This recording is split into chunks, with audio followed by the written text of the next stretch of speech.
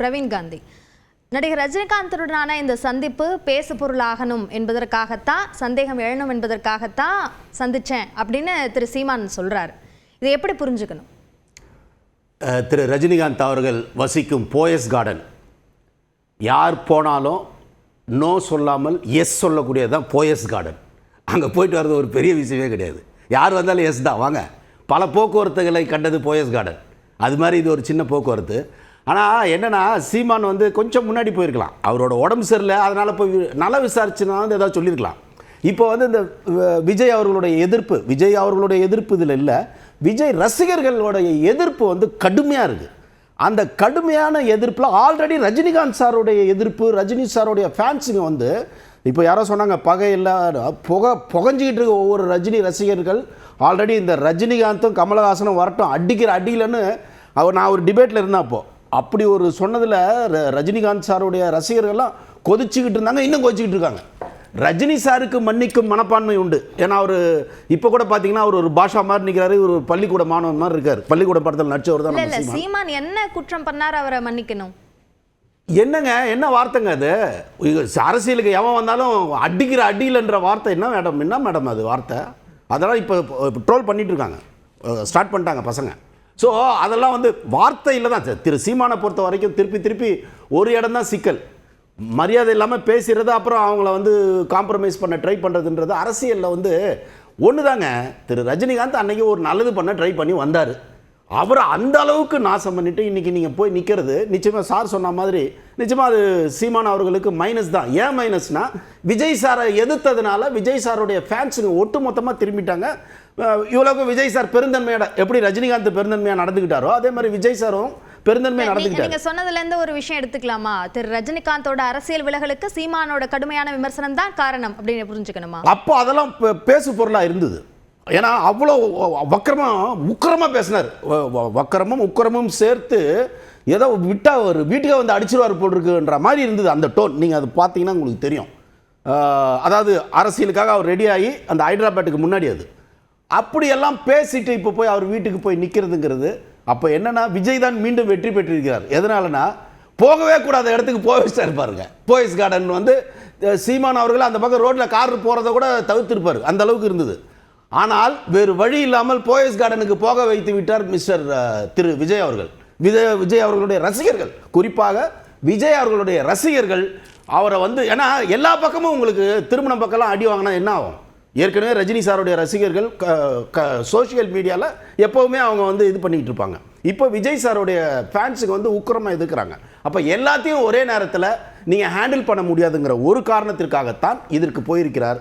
ஆனால் இது போன நேரம் சார் சொன்ன மாதிரி இது எல்லாம் நேரம். அவர் உடம்பு சரியில்லாமல் வந்தார் பாருங்க, அப்போ போயிருந்தாருன்னா நமக்கு பரவாயில்லப்பா, ஒரு ஹெல்த் இஷ்யூக்காக போறாரு பார்க்குறாருன்னு.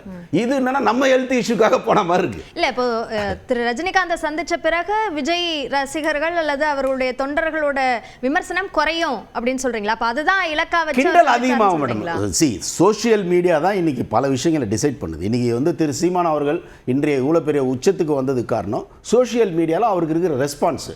அதை விட டபுள் மடங்கு இன்னைக்கு திரு விஜய் அவர்களுக்கு சோஷியலில் பசங்க வந்து உயிரை கொடுத்து குரூஷியலாக ஒர்க் பண்ணுறாங்க. அப்போ அவங்களுக்கு இப்போ என்னன்னா, இன்னொரு தீனியை கொடுத்துட்டீங்க நீங்கள். எங்கள் தலை அடித்த அடியில் எங்கே ஓடி இருக்க பற்றியா அப்படின்லாம் வரும். ஏன்னா என்னதான் இருந்தாலும் உங்களுக்கு பேசு பொருளுக்கு வந்து கண்டென்ட் தானே. இன்றைக்கி வந்து டேமேஜ் பண்ணுற ஒரு கண்டென்ட்டாக மாறி போச்சு இல்லையா உங்களுக்கு? சிக்னிஃபிஷன்ட் அப்படின்னு சொன்னாங்க. என்ன சிக்னிஃபிஷன்னா, இந்த சிக்னிஃபிஷன்னா இது ஒரே சிக்னல் கொடுக்குற சிக்னிஃபிஷன் தான். சரிப்பா, இனிமேல் ரஜினி சாரையாவது நம்ம பவிச்சிக்காமல் இருக்கலாம். ஒருவேளை இதை இப்படி புரிஞ்சுக்க கூடாதா? அரசியலுக்கு வரும்போது, ஏன்னா விஜய் விமர்சிக்கிறதும் கொள்கை அடிப்படையில் தான் அப்படின்னு திரு சீமான் சொல்றாரு.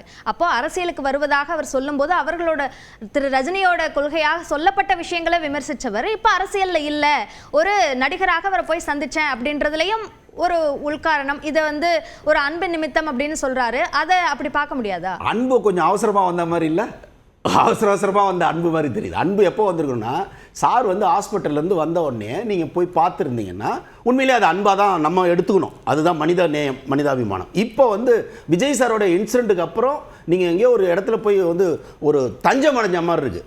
தஞ்சம் அடைஞ்சு அப்பா பாருங்க எல்லா பக்கமும் எகென்ஸ்ட் இல்லை பண்ண. இனிமேல் ரஜினி சார் நமக்கு எகென்ஸ்ட் இல்லை கடுமையான விமர்சனம் நினைக்கிறேன். இதுக்கு திரு கார்த்தி பதில் சொல்வார். திரு கார்த்தி. அண்ணன் வந்து ஒரு 4 ஆண்டுக்கு முன்னாடி ரஜினிக்கு ஆதரவாக பேசினார், ஐயா ரஜினிக்கு ஆதரவாக பேசினார். இன்னைக்கு விஜய்க்கு ஆதரவாக பேசிட்டு இருக்காரு, அப்படி தான் பேசுவார். இல்லை மாற்றங்கள் வேணும்னா மாறி தானே ஆகணும். மாறுங்க, அது பிரச்சனை இல்லை. இதில் வந்து வேட்டையன் படத்துக்கு வந்து அண்ணன் சீமானவர்கள் வந்து பாராட்டி அறிக்கை கொடுத்தாங்க. ஐயா ரஜினிகாந்த் வந்து அண்ணனுக்கு கூப்பிட்டு பேசுகிறப்ப அப்போவே வந்து சந்திக்கலாங்கிற எப்படி எடுக்கப்படுது. 2-3 முறை கேட்குறாங்க. நவம்பர் 8 அன்னைக்கு கேட்குறப்ப அண்ணனோட பிறந்தநாளாக இருக்குது, அதனால் போக முடியல. 2-3 முறை கேட்குறப்ப நானே வர்றேன், உங்களை வந்து பார்க்குறேன் அப்படின்னு போய் அண்ணனே போய் பார்க்குறாங்க. அவ்வளோதான். கமலஹாசன் ஐயா வந்து கட்சி விடங்கினாங்க, மக்கள் நீதி மையம் அப்படின்னு. அப்போ கமலஹாசன் ஐயா வந்து நான் வர்றேன், முடிச்சிடறேன். கேட்டாங்கன்னு சொன்னீங்கல்ல, அது திரு சீமானா திரு ரஜினிகாந்த்? ஐயா ரஜினிகாந்த் தரப்புல தான் கேட்குறாங்க. மக்கள் நீதி மையத்தில் தொடங்குறப்ப அன்றைக்கி கமலஹாசன் ஐயா வந்து நான் வந்து பார்க்குறேன், அலுவலகத்துலேயே வீட்லேயே வந்து பார்க்குறேங்கிறப்ப, இல்லை நீங்கள் இருங்கன்னா நானே வந்து பார்க்குறேன் அப்படின்னு சொல்லிட்டு நேரில் போய் பார்த்து வாழ்த்தளிச்சு வராங்க. அதே போல் ஐயா ரஜினிகாந்த் வந்து இப்போ சந்திக்க விரும்பினதால போய் சந்தித்து பேசுகிறப்ப ஐயா சொன்னது போல் நாட்டு நடப்பு, சமூக அவலங்கள், அரசியல், திரைத்துறை, ஐயா ரஜினிகாந்தோட படங்கள் எல்லாத்தையும் பேசினாங்க. இவ்வளோதான் விஷயம். அவர் போய் ஆதரவு கேட்கல, கூட்டணி வைக்கணும்னு பேசலை, மறுபடியும் அரசியலுக்கு வாங்கன்னு பேசலை. பேசினது ஒரு என்ன சொல்கிறது, மரியாதை நிமித்தமான ஒரு அன்பின் மிகுதியான சந்திப்பு, அவ்வளோதான். இல்லை கடந்த காலத்தில் நாங்கள் எழுத்தோம். ஐயா ரஜினிகாந்தோட அரசியல் நிலைப்பாடு எதிர்த்தோம். எப்படி அரசியல் பேசணும்னு சொல்லியிருக்காங்க. எல்லாம் தான் பேசியிருக்கோம். அதில் வந்து நாட்டு நடப்பை பேசியிருக்காங்க, திரைத்துறை சார்ந்து பேசியிருக்காங்க, அரசியலும் பேசியிருக்காங்க. மற்றபடி அதோட சந்திப்பு முடிஞ்சு அண்ணன் வந்து அவங்க அண்ணனோட வேலைகளை பார்க்குறாங்க, ஐயா அவங்க வேலையை பார்க்குறாங்க, முடிஞ்சு போச்சு. இதில் வந்து இதுக்கு இவ்வளவு முக்கியத்துவம் கொடுத்து இதுக்கு உள்நோக்கம் கற்பித்து சாயம் பூசி ஊடகங்கள் தான் முடிச்சுக்கிறாங்க. நீங்கள் இன்னும் சொல்லப்போனால் மாஞ்சோலை தோட்ட தொழிலாளர்கள் இருக்கிறாங்க, அவங்க பாதிக்கப்பட்டு அல்லல் போடுறாங்க, அவங்கள அண்ணன் சீமானை பார்க்குறாங்க, ஊடகங்களில் பேசுபொருள் ஆகிறது இல்லை. அப்புறம் வந்து ஆவடி பக்கம் ஒரு ஊரில் வந்து வீடுகள் இடிக்கப்படுது, அங்கே 50 வீடுகள் இடிக்கப்பட்டு மக்கள் நடுத்தல் அடிக்கிறாங்க, பாதிக்கப்பட்ட மக்களை பார்க்குறாங்க, செய்தி ஆகிறது இல்லை. ஆனால் ஐயா ரஜினிகாந்தை பார்த்து தான் செய்தி ஆகுது. அண்ணன் சீமானவர்கள் வந்து தொடர்ச்சியாக களத்து நிற்கிறாங்க, தொடர்ச்சியாக அந்த பாதையில் பயணத்தில் தடம் புரளாமல் அதே நோக்கத்தில் இருக்கும். கடந்த காலத்தில் நாங்கள் வச்ச விமர்சனங்கள் இருக்குது, நிலைப்பாடுகள் இருக்குது, அதில் மாற்றுக்கிறது. இது தனிப்பட்ட ரீதியான ஒரு சந்திப்பு, உறவு வேற, அரசியல் முரண் வேற. அந்த தடம் புரளாமல் என்பதில் தான் ஒரு சந்தேகம் வருது. இது திடீர் சந்திப்பா, திட்டமிட்ட சந்திப்பா? இருவேறு கருத்துக்களும் சொல்லப்படுது.